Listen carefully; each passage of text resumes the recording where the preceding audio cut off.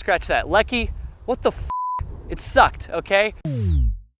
There is a giant pile of dog shit right there.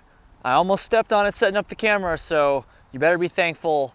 It's a hard life being one of these hiking YouTubers. It's a real hard life. But a Q&A video, woohoo! Let's get weird with this one. Although, to be honest with you, the questions were pretty good. Like, I mean, not to just completely shit on my audience, but I feel like a lot of the time when I do these Q&A videos, there's always some good questions, but often there's some weird ones as well. Like the last time I did a Q&A video, the one about the piss and the water bladder. If you haven't seen that, go watch that. Don't be pissing in your water bladders. Anyways, we got some good questions. We got some gear questions. I have some gear drama I need to go over. I need to air some grievances about some of my gear and answer a bunch of your other questions. Great questions. Let's get into number one. I'm curious if trail families ever get members that are unwanted and just can't take a hint. I imagine it can be common and would create awkward situations. I mean, I'm sure it's happened. It's never happened to me because if I don't want to hike with someone, I just don't hike with them. I also was never in like a really big group of hikers on my Appalachian Trail thru hike, so I feel like, I don't know, it's not that, it can't be that different than like any other friend group, like social dynamic. This is an interesting one. How do you force yourself not to feel guilty about going off on this big adventure such as the AT and leaving everyone to do what you want? I've been battling with this lately as I'm prepping for my 2022 AT thru hike. I never had this problem before my Appalachian Trail thru hike, but I do feel like I will have this problem a little bit for my next one. Before the AT, I had just graduated, like literally right before I left, I had just graduated college. And so I was leaving like all these people behind anyway. So honestly, it didn't really affect me at all. However, I don't think you should feel guilty. Certainly you're gonna miss folks and I'm sure they're gonna miss you. But at the, oh my God, but at the end of the f***ing day, I feel like everything I say doesn't matter now because you can't take me seriously, but at the end of the day, you're doing it for you. It's your journey. Hopefully people will understand why you're doing it, or at least respect the fact that you're doing it. And if not, then you need to tell them to I've seen countless YouTubers praise trail magic and trail maintenance people with good reason, yet out of the countless videos, I've yet to see a tuber volunteer and show us how much time, money, and effort goes into it, the magic or the maintenance. I'm just mentioning it to you because you don't seem fake and I can picture you doing a good video like that. Well, I'm glad that I don't seem fake. I hate to break it to you though, I've actually never hiked a day in my life. I do want to answer this question somewhat seriously though, because it's a really good question actually. And the first thing I want to say, I want to make a huge distinction between the two groups of people that were mentioned there, trail magic people and trail maintenance people. They're two very different things. Trail magic is great. Everybody loves trail. I mean, who doesn't like get into a road crossing and someone's just freaking throwing cheeseburgers at you? You're catching sodas and beers. You're getting just pegged in the face with freaking food and shit. It's great. I do want to answer this question somewhat seriously though. But no, everybody likes trail magic. However, trail magic isn't necessary for like hiking and thru hiking and stuff. Trail maintenance most definitely is. Trail maintenance is definitely more important than trail magic. Okay, with that said, I feel like I have seen videos of people that like talk about trail magic, but you're kind of right. I feel like I haven't seen that many where people talk about actual trail maintenance. I'm gonna get a little bit closer here. Actual trail maintenance, and kind of a fun story. I'm not really gonna answer the question to be honest with you, but a fun story or not so fun story. I've been trying to do trail maintenance with the Green Mountain Club for like the last 2 springs, because that's when they do a lot of it. And I've emailed them, and both times I emailed them, it went nowhere. Like I tried to do it and it went nowhere. That being said, I wasn't gonna make a video of it. I'm gonna keep trying, but when I do, I'm not gonna make a video of it. At least not the first time anyways. And the reason is because I feel like that's just kind of disingenuous, almost like I'm taking advantage of like the trail maintenance in order to make a video and like do the stupid social media thing. So maybe that's a reason why you don't see many hiking YouTubers doing trail maintenance. Maybe they just feel kind of like I do, like it's just kind of the wrong, like you should just do the trail maintenance for the sake of doing the trail maintenance, not just to make a video of it and get views and you know, get famous like me. Very famous now, everybody. I'm genuinely curious about how your trail running journey is going. I am so glad you asked because I talked about it a little bit in my last Q&A video and then I haven't really talked about it too much. Trail running has actually been going really good. I've been ramping up the mileage. I will say Flossie is f***ing way faster than me. Like he literally leaves me in the dust. Like he's definitely at like a different level than I am right now when it comes to running, but I have been getting better at it and hopefully I will be doing a video on it very soon. If you want to see it, comment you want to see it. If you don't want to see it, well then, I don't know. How would you go about getting into backpacking by jumping straight into solo trips? Bought all my gear last year and lost the confidence, but determined this year. Oh, that's so sad. You bought it all, you spent all the money, and you lost the confidence. That's sad. You should try sucking it up and not being a little bit. I'm kidding. I'm kidding, Adam. I'm kidding. The truth is, solo backpacking is nerve-wracking. Even as someone who's done it quite a bit at this point, I'm not gonna lie, I still get a little bit uneasy camping by myself sometimes. Definitely not as bad as when I first started, but I'm just trying to say that, like, I feel you. I think anybody who says they were not nervous at all, or at least just a little bit anxious at all their first time solo backpacking, they're either like freaking David Goggins. Let me say someone else that I actually fucking know. They're either Jocko Willink level of badass, or they're just a fucking liar. As far as getting the confidence to do it, I think the best thing you can do is to just start with one night.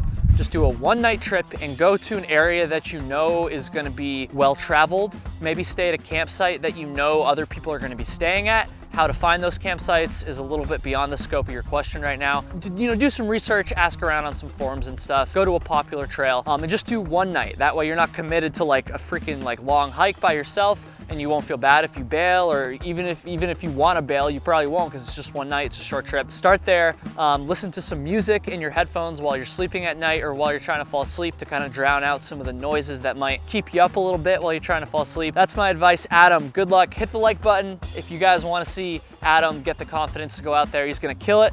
Or maybe he just clicked off the video after my joke there, and then I would just feel like a real ass. Do you prefer shelters or tents? It depends. If it's raining, I prefer a shelter. If it's not raining, I prefer a tent. How do you tell someone you don't want them on your hike? I'll tell you exactly how. Ready? Ready? Let me put my acting chops on. Oh, hey, Kyle. Hey, can I come on your hike? I heard you're going on a hike. Can I come? Not like, can I come on the hike? I have no no, I don't want you to come on this hike with me. You're ugly, you smell bad, your mom is annoying, and I'm pretty sure she's pretty ugly as well. That was fucking stupid. All right, let's get into the juicy question that brought you in here with the title and thumbnail in the first place. This is an interesting one, and it's about trekking poles, okay? Ready for me to air some grievances about trekking poles? So this question came from the American Hiker 69. And no, I did not read that number wrong. Favorite brand of trekking poles? Was looking into Black Diamond, and also, do you prefer a rechargeable headlamp or one that just uses batteries? Let me answer the headlamp one real quick. Yes, I like a rechargeable headlamp. I used to be afraid of it because I was afraid I would, run out of battery, and I liked having backup batteries, but I've since realized that it's fucking 2021. Everyone uses rechargeable shit. Headlamps are included in that, so yes, I prefer rechargeable headlamps. But on to the trekking poles, the juicy question. Favorite brand of trekking poles? If you had asked me this a few months ago, in fact, before I posted a video called Gear Failure in the White Mountains, which was my last Q&A video, I would have told you that Lecky is by far my favorite brand of trekking poles. That's pretty much the only brand of trekking poles I've ever used, to be honest. I've had two pairs of, well, actually three, but I lost one after the first. I left him at a trailhead after the first time I used them. So I guess just for all intents and purposes, two pairs of trekking poles, pretty much ever. The first pair, Lecky trekking poles, Cork Light poles, that's the model, lasted me so many freaking miles. They probably weren't like the lightest in the world, but they were literally bulletproof. I never had any problems with them. The only thing I ever had to replace was the tips, and they make those really easy to replace, which makes sense because they break a lot. And you should have, a process in place and the item available at a lot of places for easily breakable parts of the trekking pole. And I thought that's what Lecky did, because that's the case with the tips, right? In that Gear Failure video I just mentioned, the strap to my trekking pole broke. It pissed me off when it happened, but it wasn't like the end of the world because I use those poles a lot. It's just a piece of cloth, like it's bound to, it seems like a breakable piece of gear, right?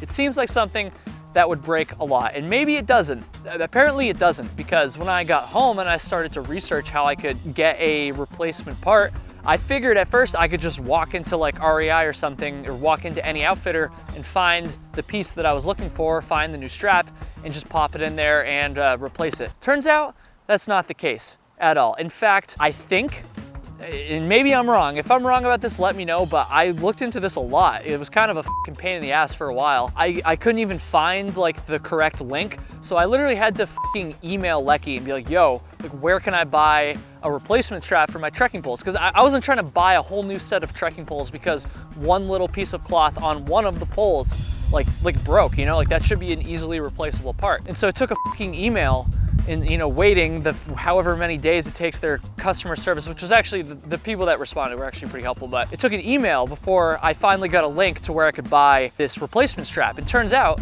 it ships from like fucking Germany or something, right? So I go to the website and it's in euros, which honestly not that big a deal, like whatever, but it's just one more little, I'm obviously complaining about everything I can in this situation, so I'm American. I don't want to look at the little euro like fucking thing, like I don't even know what that means. So I have to pay for it in euros, and because it's shipping from Europe, I have to pay like a ton of money for shipping. So I think the actual thing itself only costs like 12 euros, however many fucking dollars that is, I don't even know. But with the shipping, it ended up being more than twice as expensive. So I ended up paying like close to $35, I think, just to get an item that should cost, you know, 12 euros, which again, don't know what the that means. And so then I had to wait for shipping. In the meantime, I didn't have to, but I went on a few hikes with my trekking poles without the strap, including that Grafton Loop Trail video that I posted a few weeks ago, and it sucked. I know some people don't even use the trekking pole strap. I don't know how that is. I use the shit out of it. I really feel like it gives me good leverage when I'm going uphill. You know, just some of that.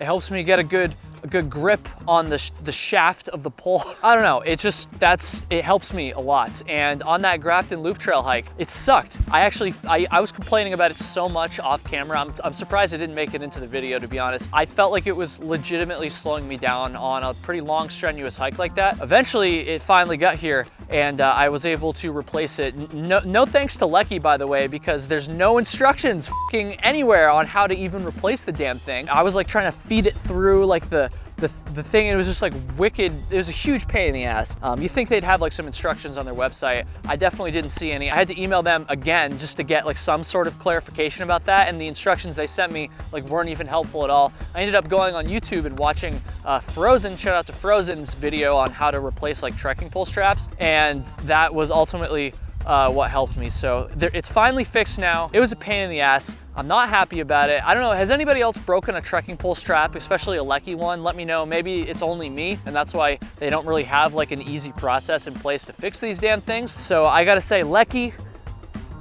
what the hecky? Actually, no, scratch that. Lecky, what the it sucked, okay? It really wasn't that big a deal at all, but it pissed me off, okay? I did not appreciate that. Other than that, I love my Lecky poles, but honestly, after this whole debacle, we'll see if I'm gonna pull a Karen here. I wanna speak to their manager about this. I just wanna let you guys know something that you're really dying to know, which is why I'm gonna let you know that, just so you know, I am almost at 20,000 subscribers, woohoo! I also know for a fact that a lot of you guys watch these videos, like more than 50% of you, probably closer to 70% of the people that watch these videos aren't subscribed. That's ridiculous. So if you watch these videos, first of all, I'm sorry for calling you ridiculous, but you should subscribe. That's what I'm getting at here. Please hit subscribe. I'm on the road to 20,000, and once I get to 20,000, I'm gonna be on the road to 25,000. Please hit subscribe, like the video, comment, and check out the Patreon if you want to help support this content as well. Until next week, I don't know what the f I'm doing. Basically how I sum up my life here.